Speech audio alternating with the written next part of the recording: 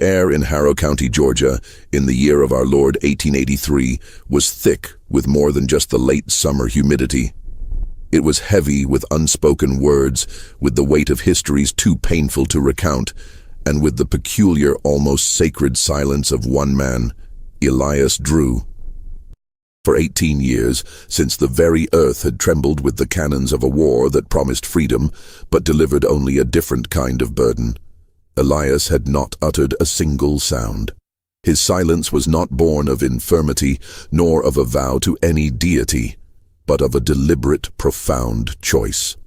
It was a silence that had become a legend, a source of both fear and fascination, a canvas onto which the people of Harrow County projected their own deepest anxieties and unconfessed truths. What kind of man, they wondered, could carry such a burden, such a deliberate void, for so long? What secrets could be so potent as to seal a man's lips for nearly 2 decades? And what force, what unimaginable circumstance, could ever compel him to break it? The answer, when it finally came, would shake the very foundations of their quiet, complicit world. Harrow County, Georgia, in the autumn of 1883, was a place caught between the ghosts of its past and the uncertain shadows of its future. The war had ended nearly 2 decades prior, but its scars, both visible and invisible, ran deep through the red clay earth and the souls of its inhabitants. The grand, columned houses of the former plantation owners, like the Voss estate, stood as monuments to a vanished era, their paint peeling, their timbers groaning under the weight of diminished fortunes and lingering pride. The fields, once teeming with the forced labor of hundreds, were now worked by a patchwork of sharecroppers and free laborers, black and white, bound by new contracts but often by the same old debts. Poverty was a constant companion, a thin, hungry wolf always at the door, gnawing at the edges of hope. Amidst this landscape of quiet desperation and simmering tension moved Elias Drew, a man whose presence was as profound as his absence of voice. At roughly 45 years of age, Elias possessed a physique honed by decades of arduous labor under the unforgiving southern sun. His shoulders were broad, his hands calloused and strong, capable of both the delicate repair of a broken fence and the steady hand required for tending a sick animal. Yet it was not his physical form that commanded attention, but the stillness that enveloped him, a stillness so absolute it seemed to absorb the very sounds around him. His skin, the color of rich, dark earth, was etched with the lines of time and untold experience, but his eyes, those were the windows to a world no one else could access. They were deep-set, intelligent, and perpetually observant, missing nothing, yet revealing nothing. They held the wisdom of an ancient oak, the patience of a river stone, and a profound, almost unsettling understanding of the human condition. Elias lived in a small, meticulously kept cabin on the edge of the Voss property, a dwelling no larger than a single room, yet imbued with an order and quiet dignity that mirrored its occupant. His daily routine was a rhythm of deliberate actions, each movement precise, economical, and silent. He rose before dawn, the first sliver of light barely painting the eastern sky, and moved through his morning ablutions with the quiet grace of a shadow. His breakfast, a simple affair of cornmeal and whatever meager provisions he could procure, was consumed with the same focused attention he applied to all tasks. Then, with the sun just beginning its ascent, he would walk the familiar path to the main house or the fields, his worn leather boots making barely a whisper on the dusty ground. To the children of Harrow County, Elias was a figure of myth and whispered tales. They would watch him from behind the skirts of their mothers or the legs of their fathers, their eyes wide with a mixture of fear and fascination. "He ain't spoke a word since the war," they'd hear the adults say, their voices hushed, as if the very mention of his silence might summon some unseen force. Some children believed he was cursed, others that he was blessed with a secret language only the animals understood. They would sometimes try to coax a sound from him, calling out his name, but Elias would merely offer a slight, almost imperceptible nod, his eyes acknowledging their presence before returning to his work. His silence to them was a puzzle, a challenge, and a source of endless, unsettling wonder. For the older residents, particularly those who had known him before the war, Elias's silence carried a different weight. Ruth, an elderly woman with skin like crinkled parchment and eyes that had seen too much, often spoke of Elias with a wistful sadness. "He used to sing, you know," she'd tell anyone who would listen, her voice raspy with age. Had a voice like a mockingbird, clear and sweet, and he'd talk. Oh, he'd talk about everything he read, about the stars, about the way the river flowed. Smartest boy I ever knew. Her words painted a picture of a different Elias, a vibrant, vocal young man, making his current state all the more profound and tragic. Ruth, more than anyone, understood that Elias's silence was not an absence, but a presence, a monument to something irrevocably lost. To men like Jedediah Finch, the Voss plantation foreman, Elias's silence was a source of constant irritation and simmering suspicion. Jedediah, a man whose cruelty was often expressed in small, petty acts of power, found Elias's quiet dignity an affront. He preferred his laborers to be boisterous or at least compliant and vocal. Elias's unblinking gaze, his refusal to engage in the usual banter or complaints, felt like a judgment. "He's always watching," Jedediah would grumble to anyone who would listen, a vein throbbing in his temple. "Don't trust a man who don't speak. What's he hiding?" Jedediah's fear was not of Elias's physical strength, but of the unknown, of the thoughts that must surely churn behind those silent eyes. He suspected Elias knew too much, saw too much, and that knowledge, unvoiced, was a dangerous thing. Elias's work on the Voss property was varied. He was a skilled laborer, capable of turning his hand to almost any task. He mended fences, cleared fields, tended to the horses in the stable, and sometimes, when the main house required it, he would assist with repairs or heavy lifting. He moved through the grand, decaying rooms of the Voss mansion with the same quiet efficiency he displayed in the fields, his presence almost spectral. He was there, yet not there, a part of the household machinery, yet utterly detached. He communicated his needs or understanding through precise gestures, a nod, a shake of the head, or, when absolutely necessary, by scribbling a few words on a scrap of paper, his handwriting surprisingly elegant and firm. These notes were rare, almost sacred, and always to the point, never wasting a single stroke of the pencil. The year 1883 in rural Georgia was a time of profound social flux. The promise of Reconstruction had largely withered, replaced by a harsh reality of economic subjugation and racial oppression. The black population, though legally free, found themselves ensnared in a new system of debt peonage and Jim Crow laws that sought to reassert white supremacy.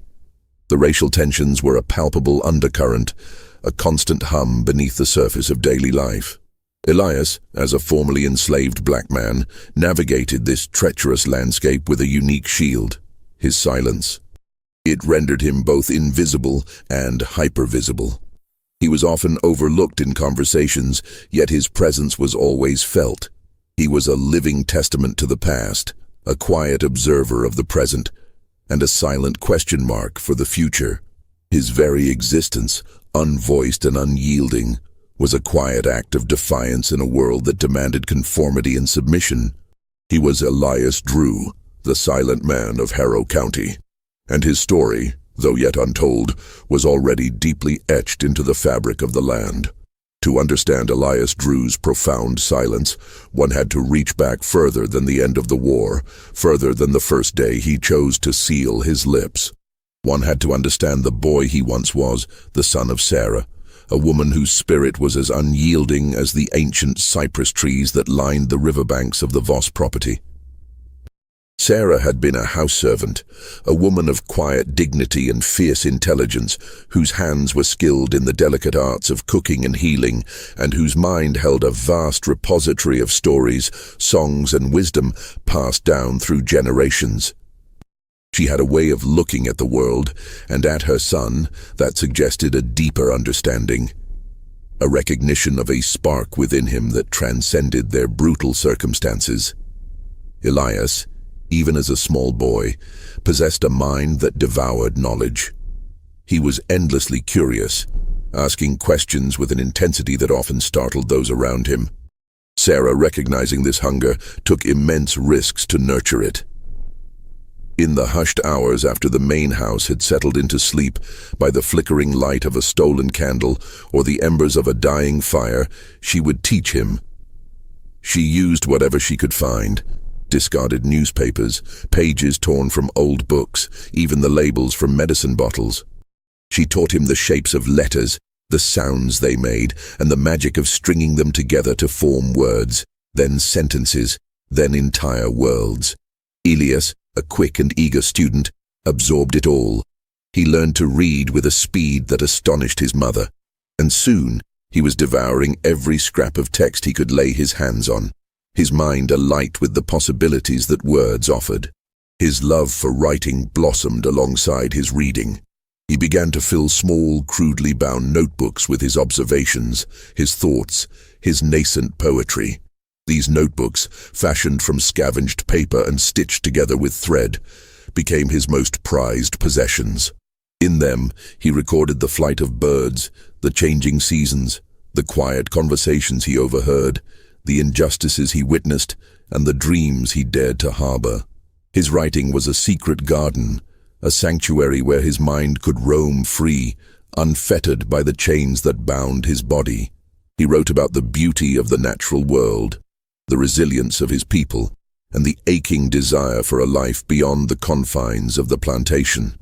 These journals were not just records. They were a testament to his spirit, a silent rebellion against the dehumanization of slavery. The specific moment that shattered this vibrant, vocal young man and forged the silent Elias Drew occurred in the tumultuous spring of 1865, as the echoes of the war still rumbled across the land. The Union Army had swept through the region months prior, bringing with it a fleeting taste of freedom, only to recede, leaving behind a vacuum of authority and a surge of desperate, often brutal retaliation from those who clung to the old order. On the Voss plantation, the overseer at the time, a man named Pruitt, was a figure of particular cruelty, his temper frayed by the collapse of his world and the perceived insolence of the newly freed. Elias, then a young man of 27, had been caught in the fields, not shirking work, but rather in a moment of quiet contemplation, sketching a bird in his journal. Pruitt, riding by, his face flushed with whiskey and rage, saw the small book. He snatched it from Elias's hands, his eyes narrowing as he recognized the forbidden act of literacy. He flipped through the pages, his sneer growing with each line of Elias's elegant script, each carefully rendered drawing. The words, the thoughts, the very essence of Elias's inner life, laid bare before a man who saw only defiance and a threat to his authority. Pruitt did not beat Elias that day. The physical scars would have healed. Instead, he chose a more insidious form of torture.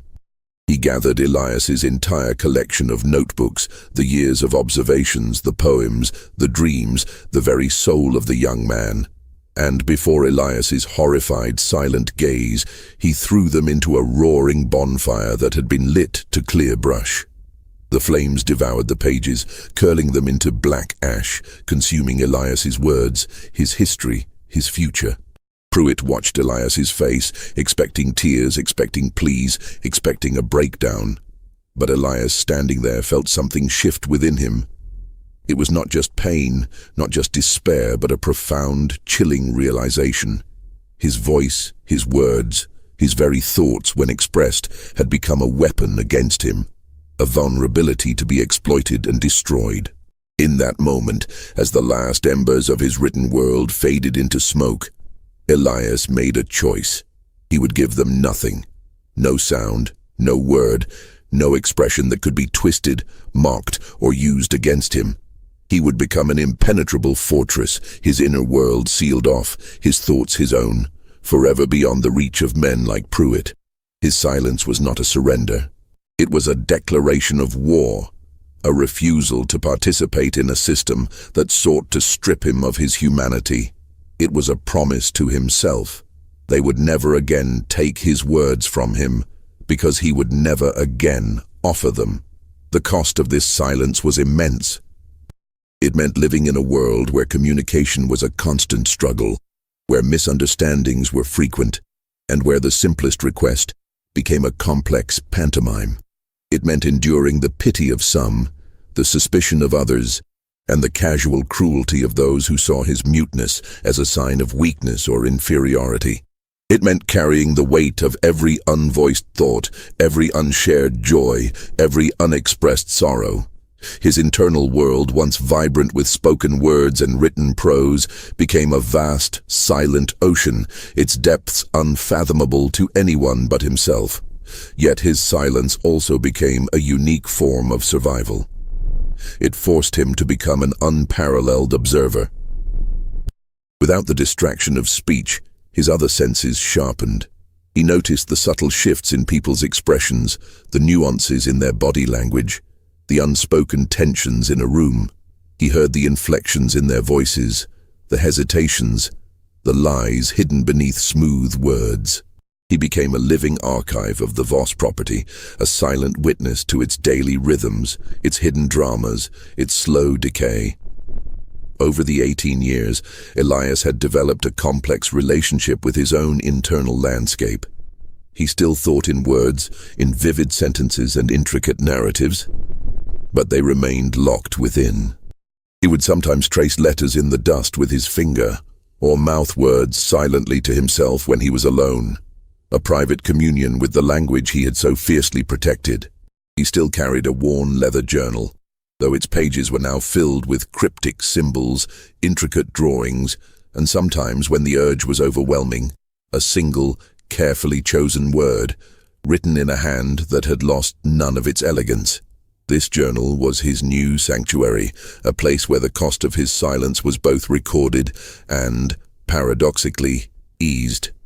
His relationship with Ruth deepened over the years.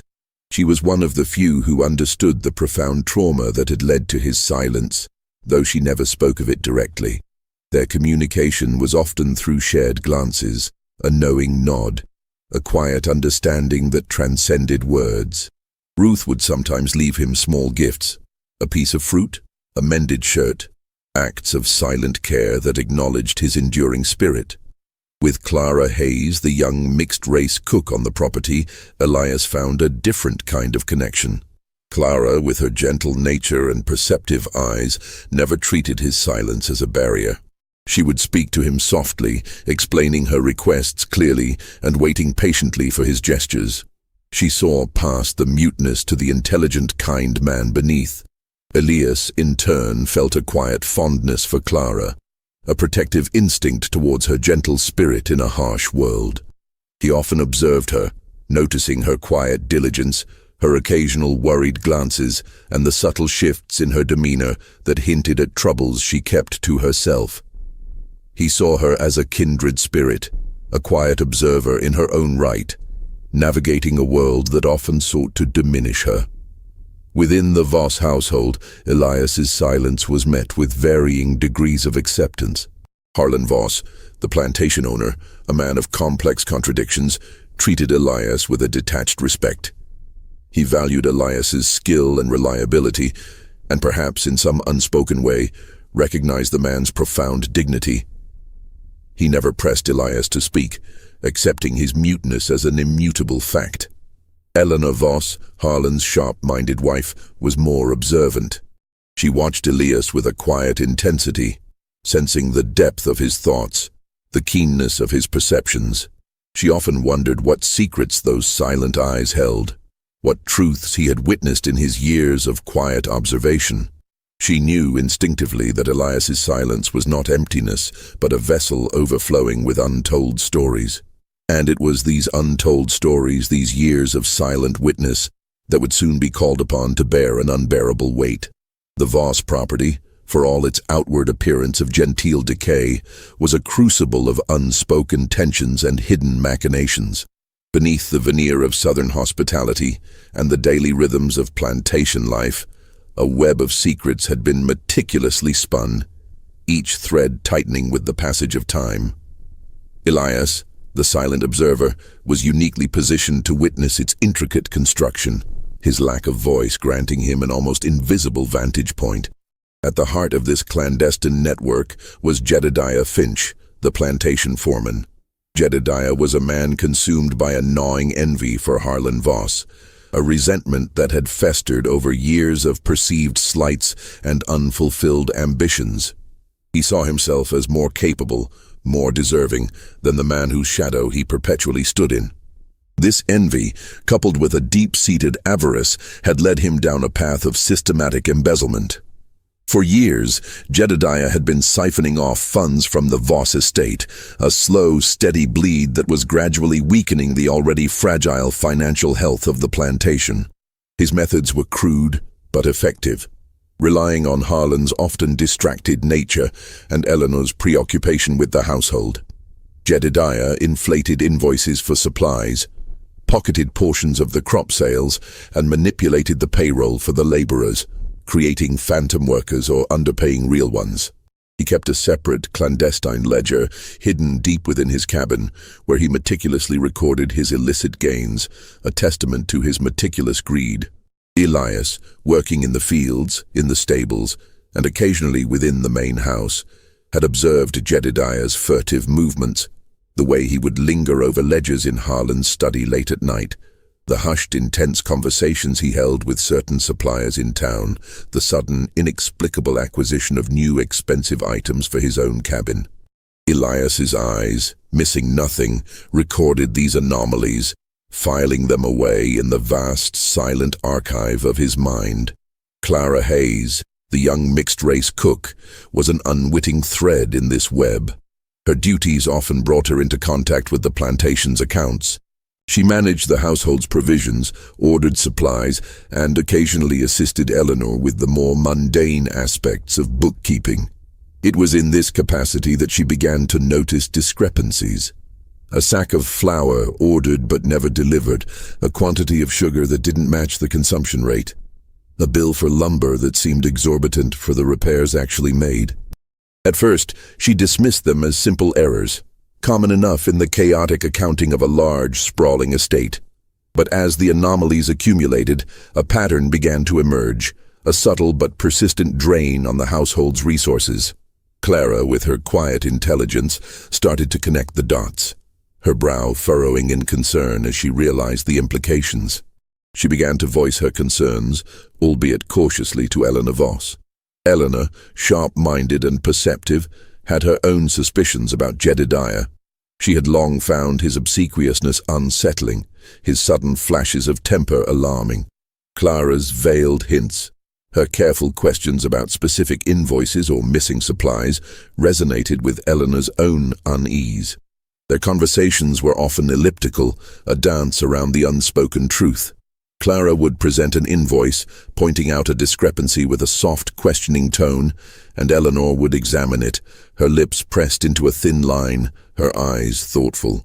They never explicitly named Jedediah, but the understanding hung heavy in the air between them.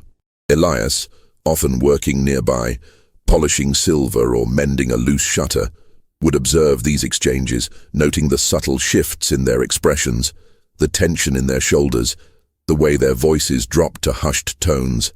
He saw the fear in Clara's eyes, the growing resolve in Eleanor's.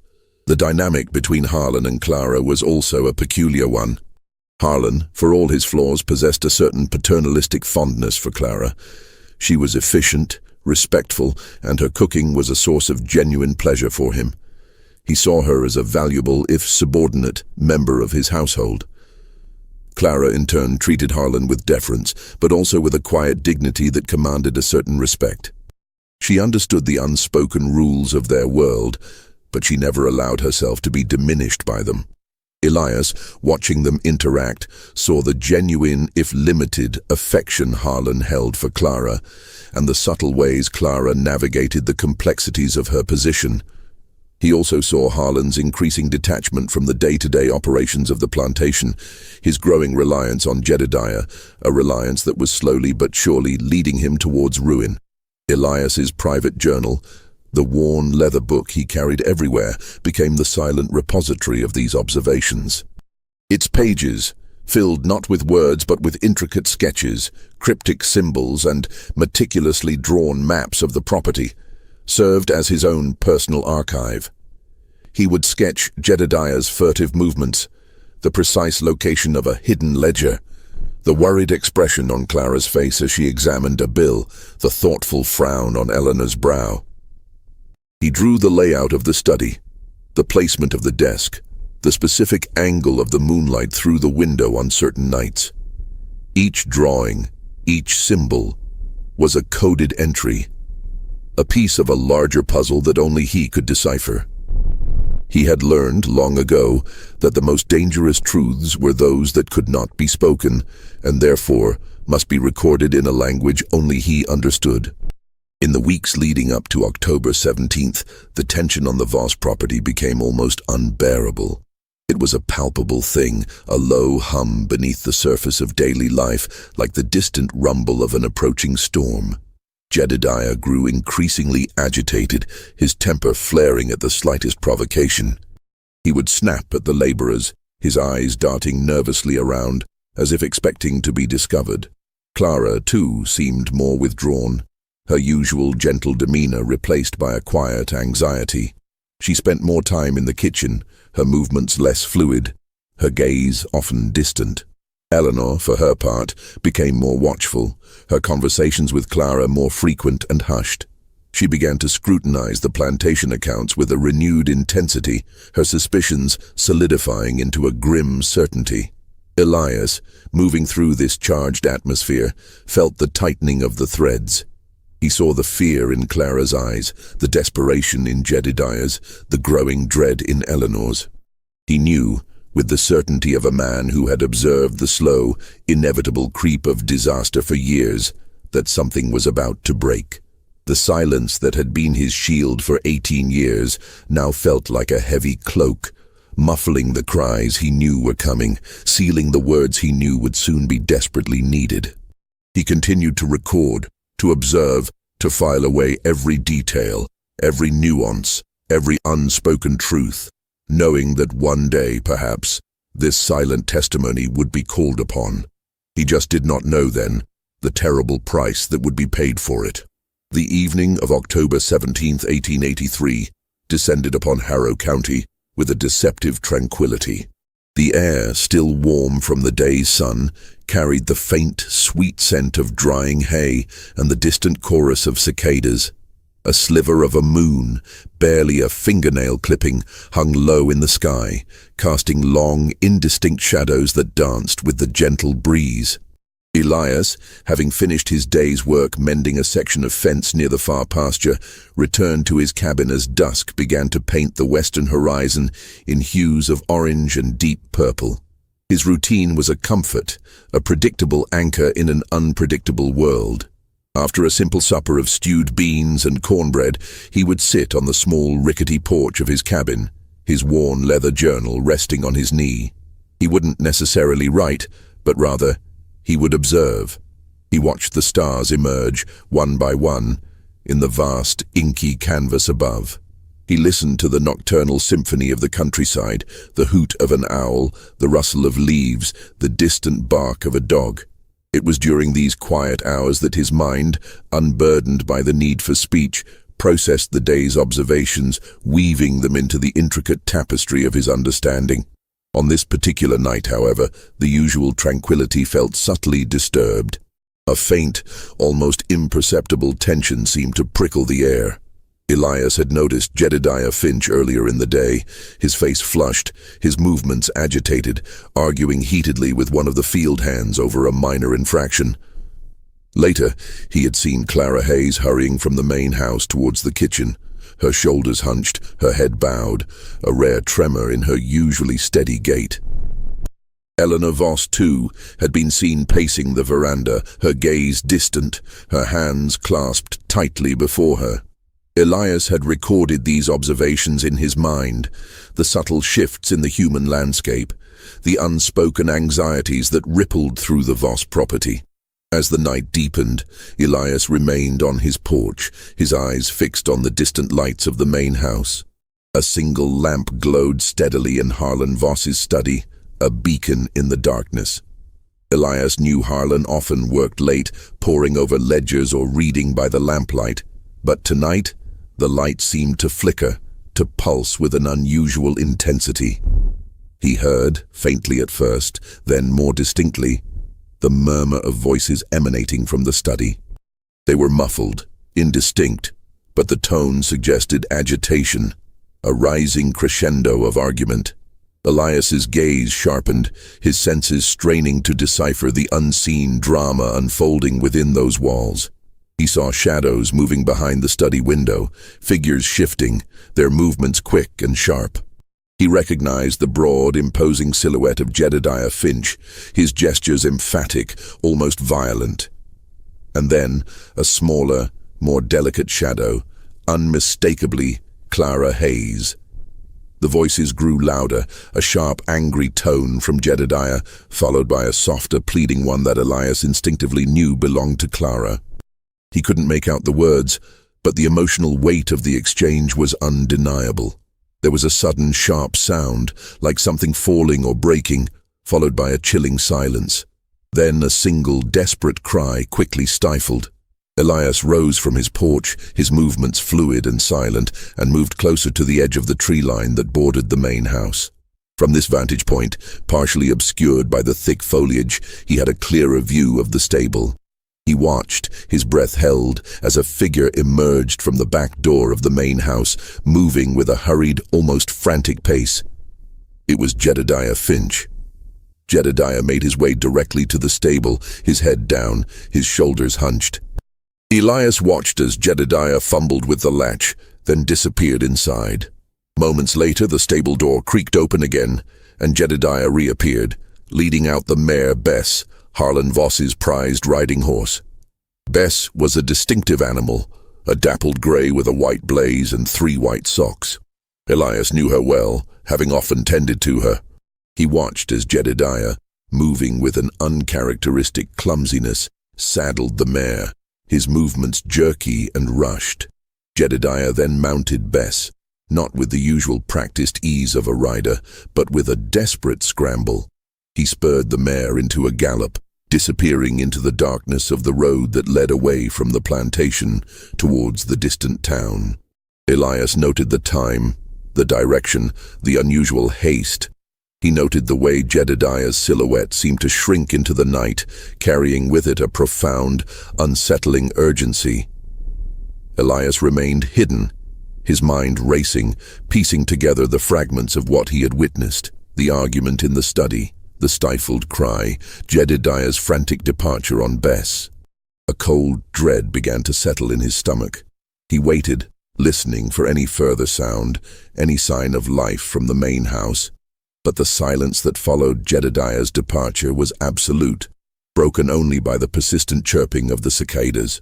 The morning light, when it finally arrived, brought with it not clarity but horror. The first rays of sun, usually a harbinger of a new day's labor, instead illuminated a scene of unspeakable tragedy. It was the young stable boy, a nervous lad named Thomas, who made the discovery. He had gone to the kitchen to fetch water for the horses and found the door ajar. Inside, Clara Hayes lay on the cold flagstone floor, still and lifeless. A piercing scream tore through the morning air, Thomas's voice raw with terror. The sound shattered the fragile peace of the dawn, drawing everyone from their beds, from their cabins, from their morning chores. Harlan Voss, his face ashen, stumbled into the kitchen, followed closely by Eleanor, her hand flying to her mouth to stifle a gasp. Jedediah Finch, who had returned sometime before dawn, his clothes rumpled, his face pale and drawn, pushed his way through the gathering crowd, his eyes wide with a feigned shock. The atmosphere immediately shifted from shock to fear, then to a chilling, unspoken accusation. Whispers spread like wildfire through the assembled laborers and household staff. Clara Hayes, dead. How? Why? Who? The questions hung heavy in the air, unanswered, yet already forming a narrative in the minds of many. Deputy Thomas Thorne, the local lawman, arrived shortly thereafter, his uniform looking ill-fitting, and his face already etched with the burden of a crime he clearly wished had never occurred in his quiet county. He was a man of limited imagination and even more limited courage, prone to following the path of least resistance. He surveyed the scene, his eyes darting nervously from Clara's still form to the faces of the assembled crowd. It was Jedediah Finch who stepped forward, his voice surprisingly steady, his gaze unwavering. "It was Josiah Miller," he declared, his voice ringing with false certainty. "He was seen lurking around here last night. Always had a temper, that one. And he had words with Clara just yesterday. I heard it myself." Jedediah's words, delivered with such conviction, immediately began to shape the narrative, pointing the finger of blame away from himself and towards an easy scapegoat. Deputy Thorne, relieved to have a ready suspect, nodded, his eyes already narrowing with suspicion towards the absent Josiah Miller. He didn't question Jedediah's assertion, didn't ask for proof, didn't look for other possibilities. He simply accepted the convenient truth offered to him. Elias Drew stood at the edge of the crowd, his presence as silent and unmoving as a statue. His eyes, however, were alive with a profound, terrible understanding. He had seen Jedediah leave. He had heard the cries. He knew, with an absolute certainty, that Jedediah Finch was lying. And as Deputy Thorne's gaze, sweeping over the faces of the onlookers, briefly met Elias's unblinking stare, Elias felt a chilling premonition. He knew that his long-held silence, the shield he had so carefully constructed, was about to be tested in a way he had never imagined. The truth, he realized, would demand a voice, and that voice, against all odds, might have to be his own. The arrest of Josiah Miller was swift and brutal, a grim tableau played out under the harsh glare of the late morning sun. Deputy Thorne, emboldened by Jedediah's confident accusation and the unspoken pressure to quickly resolve the shocking crime, wasted no time. Josiah, a respected black preacher from the small community just outside the Voss property, was found at his modest cabin, preparing for his Sunday sermon. He was a man known for his calm demeanor, his eloquent sermons, and his unwavering faith, a pillar of strength for his congregation. The accusation, therefore, struck the community like a thunderbolt, a cruel and unjust blow. Thorne, accompanied by two hastily deputized white farmers, burst into Josiah's home, their faces grim, their hands already on their pistols. They offered no explanation, no warrant, simply seized Josiah, roughly binding his hands behind his back. Josiah, stunned and bewildered, protested his innocence, his voice calm but firm. "I swear before God I know nothing of this," he declared, his eyes wide with disbelief. But his words fell on deaf ears. He was dragged from his home, past his weeping wife and terrified children, and paraded through the dusty streets of Harrow County, a spectacle of injustice designed to instill fear and reinforce the established order. The white townsfolk watched from their porches with a mixture of morbid curiosity and grim satisfaction, while the black community looked on with despair, their faces etched with a familiar, helpless anger. The community's reaction was immediate and polarized. For many white residents, Josiah's arrest confirmed their preconceived notions, a convenient narrative that absolved them of any deeper introspection. The murder of a young woman, particularly one of mixed race, was a tragedy, but the swift apprehension of a black suspect offered a comforting sense of order restored. For the black community, however, it was a familiar nightmare. They knew Josiah, knew his character, and understood the insidious machinery of injustice that often targeted their own. Whispers of a rigged trial, of a predetermined outcome, spread through their homes like a chilling wind. Among those who knew the truth, or at least suspected it, was Samuel Davies, a white merchant from town. Samuel was a timid man, prone to anxiety, whose livelihood depended on maintaining good relations with the powerful figures of Harrow County, particularly Harlan Voss, and, by extension, his foreman, Jedediah. On the night of October 17th, Samuel had been returning home late from a business trip to a neighboring county, his wagon laden with goods. He had seen Jedediah Finch riding Bess, galloping furiously away from the Voss property, his face a mask of desperation, his clothes disheveled. Samuel had even exchanged a brief, startled glance with Jedediah as their paths crossed on the deserted road. The image had been seared into his memory, a stark contradiction to Jedediah's calm demeanor the following morning. But the fear of Jedediah's wrath, the fear of losing his business, the fear of being drawn into a dangerous entanglement, paralyzed him. He kept his mouth shut, his conscience gnawing at him, but his fear proving stronger. Eleanor Voss, meanwhile, watched the unfolding events with a growing sense of dread and suspicion. She knew Jedediah better than anyone, having observed his character flaws and his simmering resentment for years. Clara's quiet hints about the financial discrepancies, combined with Jedediah's agitated behavior in the days leading up to the murder, and his suspiciously quick accusation of Josiah, all coalesced into a grim certainty in her mind. She tried to speak to Harlan to voice her concerns, to suggest that Jedediah be questioned more thoroughly. But Harlan, overwhelmed by the tragedy and perhaps unwilling to confront the rot within his own household, dismissed her worries as womanly anxieties. He trusted Jedediah, or at least he wanted to trust him, to believe the convenient narrative that spared him further discomfort. His silence, in its own way, mirrored Elias's, but it was a silence born of denial and a desire for peace, rather than a deliberate act of witness. Deputy Thorne's investigation, if it could be called that, was a perfunctory affair. He interviewed a few field hands, all of whom, under Jedediah's watchful eye, confirmed Josiah's supposed temper or dislike for Clara, vague accusations that served only to bolster the predetermined narrative. He found no weapon, no definitive evidence linking Josiah to the crime, but he didn't look very hard. The pressure to close the case quickly, to present a clear culprit to the agitated white community, was immense.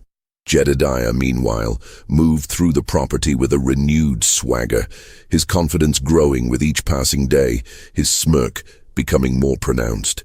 He had successfully diverted suspicion, and he knew it. Elias Drew watched everything unfold with his characteristic stillness, his eyes missing nothing.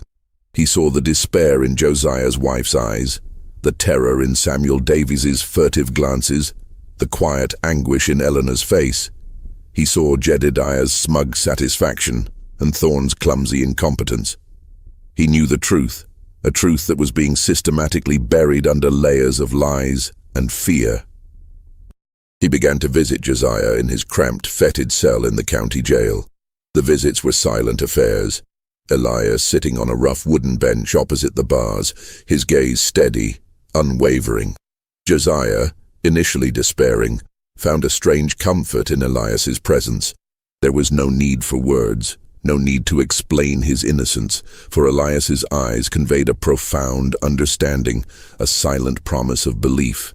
During one of these visits, Elias, with a subtle movement, slipped a small, folded piece of paper through the bars.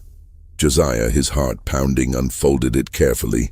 Inside there was no message, no words, but a meticulously drawn sketch. It was a crude but unmistakable map of the Voss property, with a specific spot marked with a small X near the stable. Josiah looked up, his eyes meeting Elias's, and in that silent exchange, a flicker of hope ignited within him. He understood. Elias was telling him where to look, where the truth might be found, if only someone would listen. The trial preparations moved forward with an alarming speed. The jury, predictably, was composed entirely of white men, many of whom had already formed their opinions based on rumor and prejudice. Josiah's appointed defense attorney, a young, inexperienced lawyer from a neighboring town, was clearly out of his depth, intimidated by the local power structure and the prevailing sentiment. Jedediah, meanwhile, was a constant presence, whispering in Thorne's ear, conferring with the prosecutor, his influence palpable. Harlan Voss remained strangely silent throughout, his face a mask of conflicted emotions. He attended the preliminary hearings, his gaze often drifting towards Elias as if seeking some unspoken answer. His silence, once a source of strength, now felt like a heavy burden, a complicity in the unfolding injustice. Elias, however, was not silent in his own way. He continued to observe, to record, to prepare. His journal, now filled with even more intricate details, became a silent weapon, a testament to the power of witness. He knew that the truth, once buried, had a way of festering, of poisoning the very ground it lay beneath. And he knew, with a chilling certainty, that the time was fast approaching when his long-held silence would have to break, not for himself, but for the innocent man whose life hung in the balance. The courtroom awaited, a stage set for a tragedy, but Elias held a script no one had anticipated.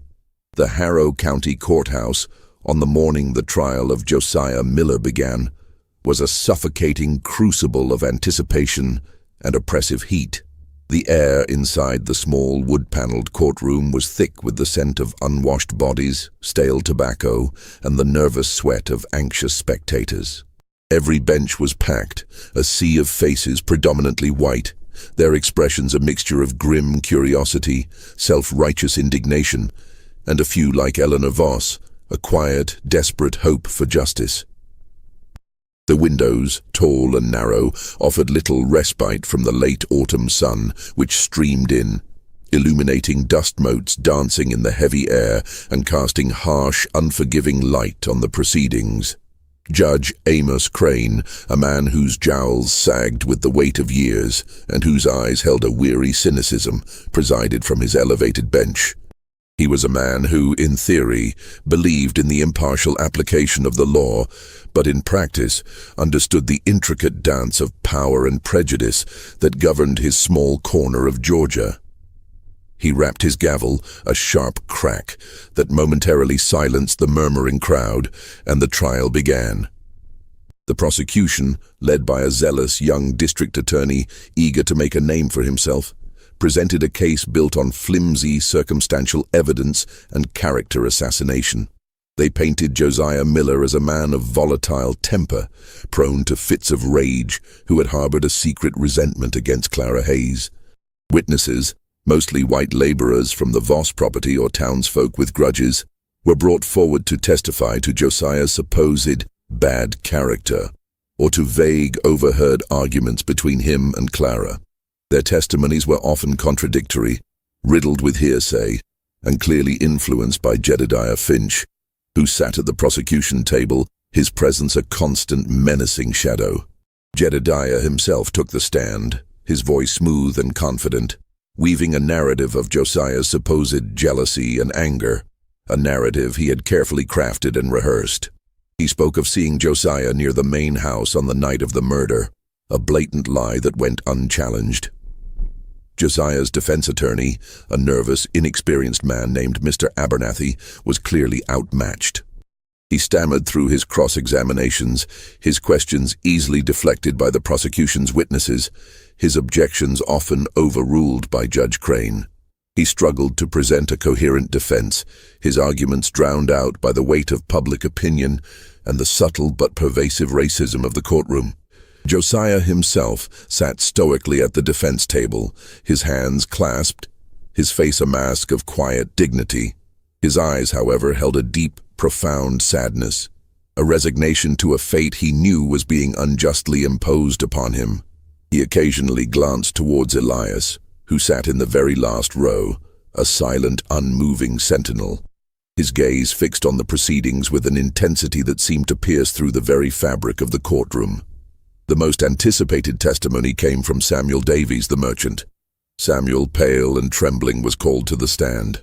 He swore on the Bible, his voice barely a whisper, his eyes darting nervously towards Jedediah Finch, who watched him with a predatory smirk. The prosecutor, knowing Samuel had been on the road that night, pressed him about what he had seen. Samuel stammered, his words catching in his throat. He recounted his journey, the late hour, the deserted road. But when asked if he had seen anyone near the Voss property or anyone riding away from it, his eyes met Jedediah's, and his courage failed him. "No, sir," he mumbled, his voice barely audible.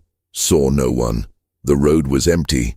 A collective sigh of disappointment rippled through the black section of the gallery. while Jedediah's smirk widened, a silent triumph.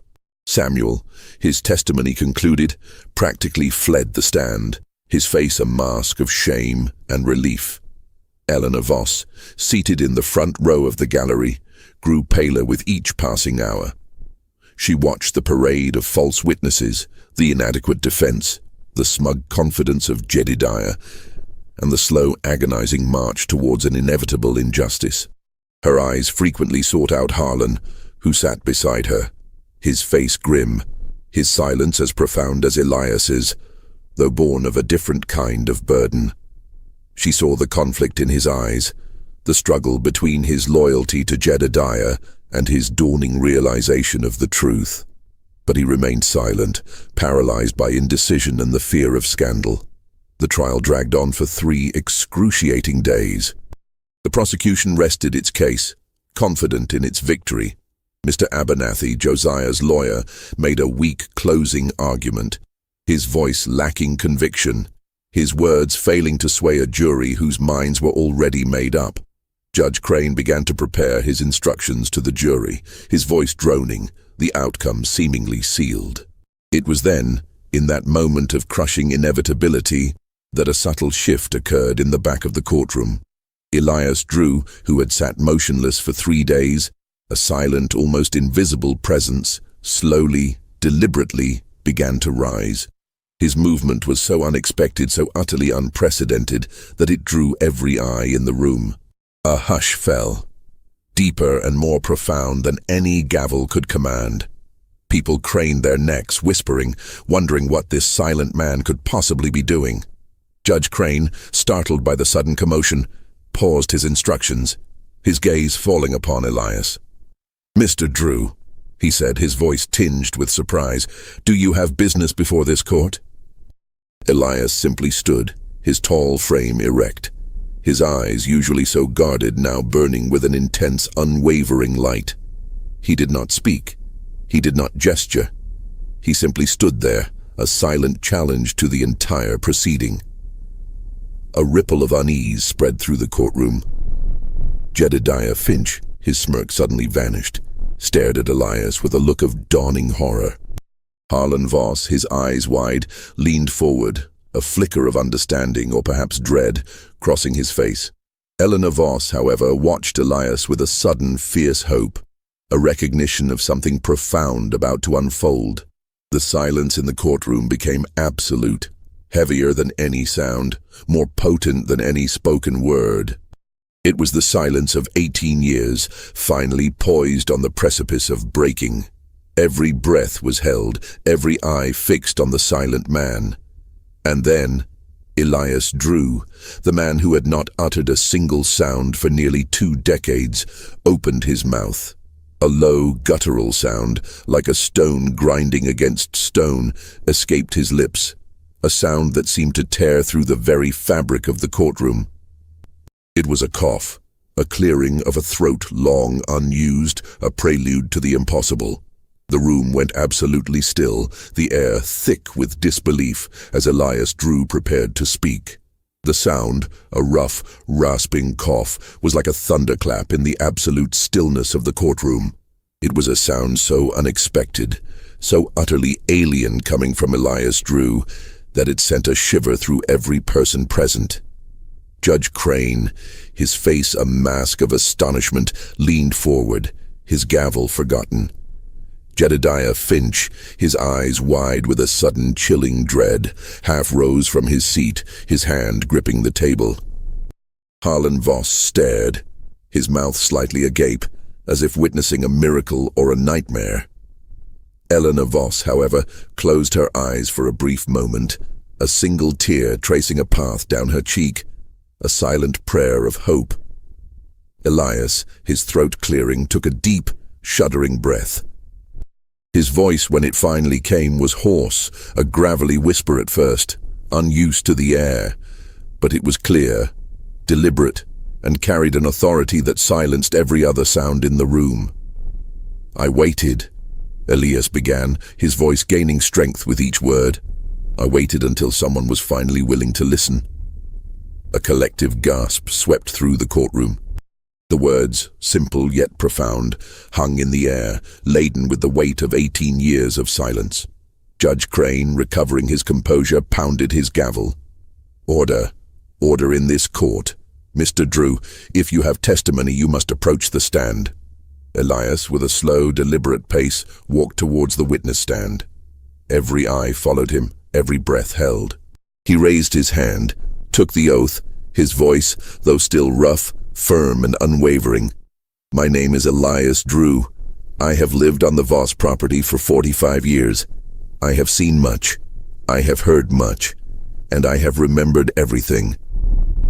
He turned his gaze directly to Jedediah Finch, who visibly flinched, his face draining of color. Jedediah Finch, Elias stated, his voice resonating with a quiet power, has systematically embezzled from Harlan Voss for the past 7 years. The courtroom erupted in a cacophony of shouts and gasps. Jedediah sprang to his feet screaming, "Lies! He's a mute! He's mad! He can't speak!" Judge Crane hammered his gavel repeatedly. "Silence! Mr. Finch!" Another outburst, and I will hold you in contempt. Mr. Drew, you may continue. Elias, unperturbed by the outburst, continued, his voice now a steady, measured cadence, each word a hammer blow of truth. He began with small amounts, inflating invoices for feed and seed. On April 12, 1876, he charged for 20 sacks of cornmeal, but only 15 were delivered. The ledger will show this discrepancy. On October 3, 1878, he sold 3 bales of cotton to Mr. Silas Thorne in Waycross, but only reported 2 to Mr. Voss. I saw the transaction. I saw the payment. He spoke with the precision of an accountant, rattling off dates, specific amounts, names of suppliers, and the exact nature of the fraudulent transactions. He described Jedediah's methods, the way he manipulated the payroll, creating phantom names, pocketing the wages of non-existent laborers. He detailed the specific ledger pages where these discrepancies could be found, the subtle alterations Jedediah had made to the figures. The prosecutor, initially skeptical, began to scribble furiously, his eyes wide with dawning realization. He kept a separate ledger. Elias continued, his gaze still fixed on Jedediah. Hidden beneath a loose floorboard in his cabin, under the bed, wrapped in an oilcloth. It contains the true accounts of his theft. Jedediah, now slumped in his chair, his face ashen, looked like a man who had seen a ghost. His carefully constructed world of lies was crumbling around him, brick by painstaking brick. Elias then shifted his testimony to the web of secrets he had observed within the Voss household. Clara Hayes, he said, his voice softening slightly, discovered these discrepancies. She spoke to Mrs. Voss subtly, carefully, about the missing supplies, the inflated bills. I saw their conversations in the kitchen, by the pantry door. Mrs. Voss. He nodded towards Eleanor, who sat transfixed, began to investigate, to scrutinize the accounts. He described specific conversations he had witnessed through open windows, or while working quietly in the background.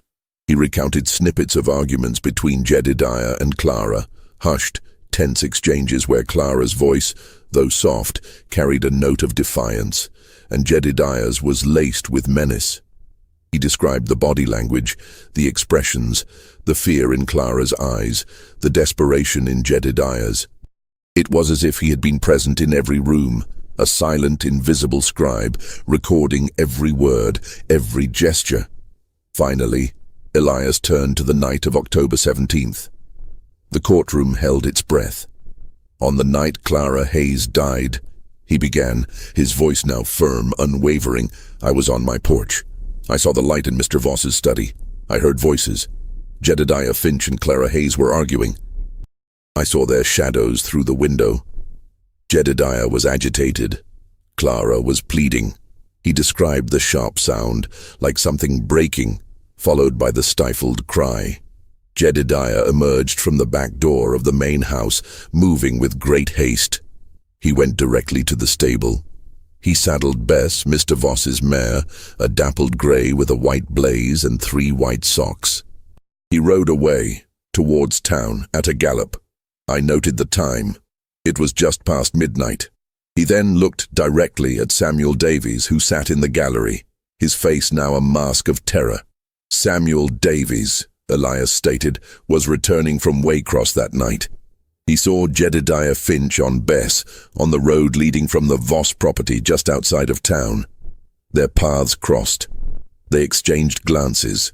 Samuel Davies, unable to bear the weight of Elias's gaze and the undeniable truth, let out a choked sob and buried his face in his hands.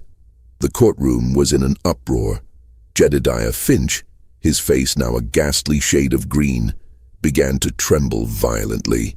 He tried to speak, but only a strangled gurgle escaped his lips. He clutched his chest, his eyes rolling back, and collapsed onto the floor, a broken man. Judge Crane, his own composure shaken, called for order, but it was a futile effort. The truth, unleashed after 18 years of silence, had shattered the carefully constructed facade of Harrow County. "I have kept a record," Elias said, his voice cutting through the din, "of everything I have seen, everything I have heard. For 18 years, with a deliberate movement, he reached into the inner pocket of his worn coat and produced his leather-bound journal. It was old, its cover scuffed, its pages yellowed, but it was intact. He handed it to the bailiff, who with trembling hands passed it to the judge. Judge Crane opened the journal. Its pages were not filled with words, but with intricate, meticulous drawings. Sketches of Jedediah poring over ledgers, maps of the property with specific locations marked, detailed depictions of Bess, the mare, being ridden away in the dead of night, even a crude but unmistakable drawing of Jedediah's hidden ledger beneath a floorboard.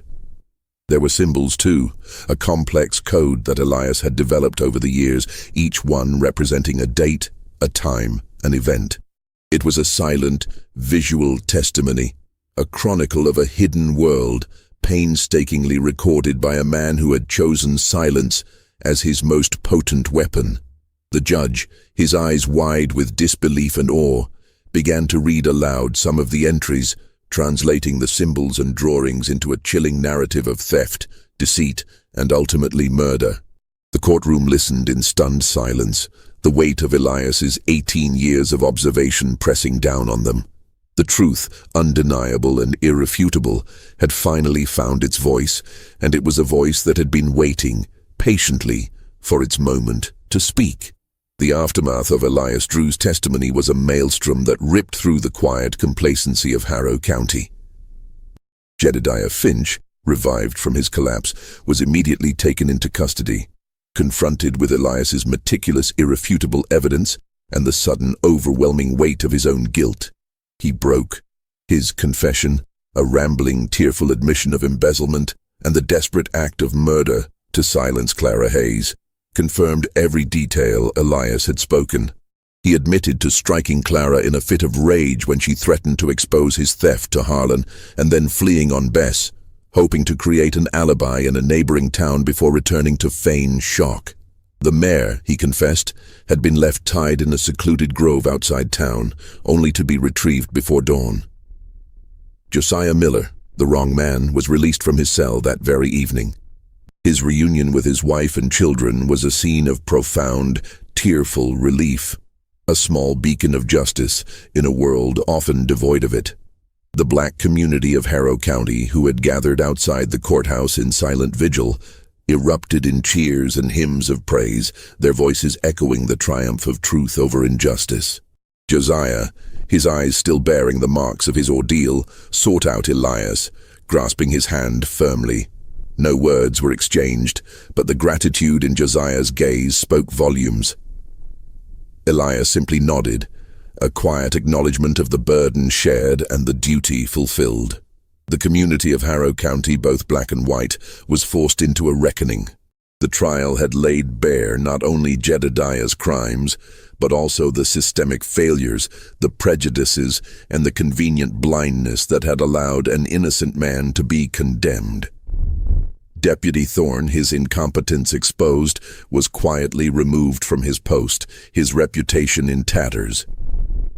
Samuel Davies, his conscience finally clear, came forward to corroborate Elias's account of seeing Jedediah on the road, his testimony now imbued with a newfound courage. Eleanor Voss, her face etched with a mixture of sorrow and profound relief, sought out Elias the day after the trial. She found him in his cabin, sitting on his porch, the worn journal open on his knee. She sat beside him, the silence between them now comfortable, understanding. "Elias," she began, her voice soft, I don't know how to thank you. You saved an innocent man. You brought truth to light." She paused, her gaze meeting his. "And you carried such a burden for so long. Why did you wait?" Elias looked at her, his eyes holding